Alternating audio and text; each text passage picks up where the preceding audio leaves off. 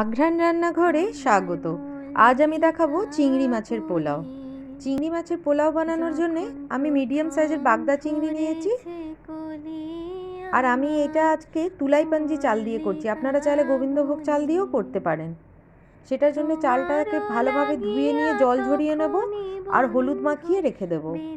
চিংড়ি মাছটা তো নুন হলুদ মাখিয়ে নেব।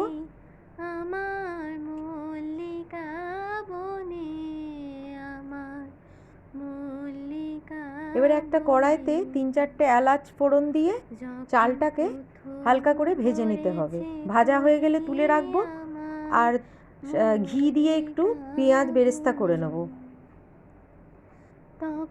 হয়ে গেলে আবার একটা কড়াইয়ের মধ্যে এলাচ ফোড়ন দেব, দিয়ে চিংড়ি মাছগুলোকে হালকা করে ভেজে নেব। খুব বেশি ভাজবো না, তাহলে চিংড়ি মাছগুলো শক্ত হয়ে যাবে। হালকা করে ভাজা হয়ে গেলে 1 চামচ আদা বাটা 1 চামচ রসুন বাটা দিয়ে আবার চিংড়ি মাছগুলোকে হালকা করে নেড়ে নিতে হবে। হয়ে গেলে সেই তেলের মধ্যে চালটা দিয়ে দেব। চালটা দিয়ে হালকা করে আবার একটু নাড়াচাড়া করে নিতে হবে, যাতে ফ্লেভারটা চালের মধ্যে চলে আসে। আমি 3 কাপ মতন চাল নিয়েছি আর 6 কাপ মতন জল দিয়েছি। যা চাল নেবেন তার ডবল জল দিতে হবে।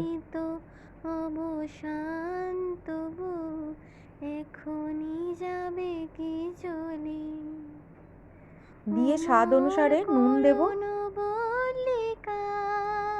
আর অল্প একটু মিষ্টি দেবো টেস্টটা ব্যালেন্স করার জন্য। 1 চামচের মতো চিনি দিয়েছি আমি, আর একটু জাফরান দেব। দিয়ে ওটা ফুটে উঠলে চিংড়ি মাছগুলো দিয়ে দেবো আর বেরেস্তাটা দিয়ে দেবো।